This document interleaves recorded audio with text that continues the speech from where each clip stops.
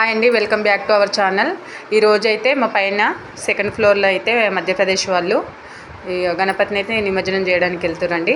ఇక మేము కూడా అందరం వెళ్తున్నాం. ఇక అన్నయ్య అయితే ఇక్కడ గణపతిని అయితే పట్టుకొని కూర్చున్నాడు. ఇక పిల్లలు ఇట్లా అందరు బైక్లో దాంట్లో అయితే కాన్వేలో కూర్చున్నారు.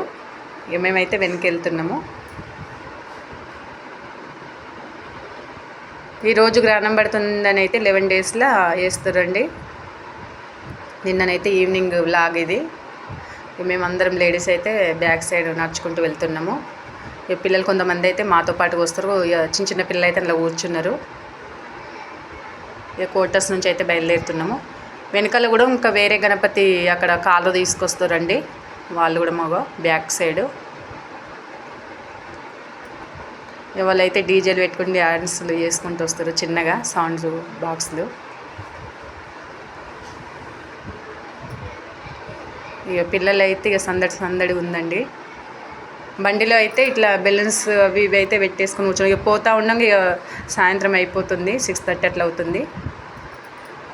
ఇది మెయిన్ రోడ్ అండి. ఇక మెయిన్ రోడ్ నుంచి అయితే వెళ్తున్నాము నదిలో వేయడానికి. నది దగ్గరికి అయితే వచ్చేస్తున్నామండి. ఇక చూడండి, ఇక్కడనైతే నది దగ్గర పిల్లలు ఇక పెద్దోళ్ళు ఇంకా వేరే వాళ్ళు కూడా తీసుకొచ్చిరండి మాకన్నా ముందే. ఇక బ్రిడ్జ్ అండి. వీళ్ళైతే ఇట్లా వినాయకుడిని నది దగ్గర ఇట్లా పెట్టి దించి ఆరతి ఇచ్చి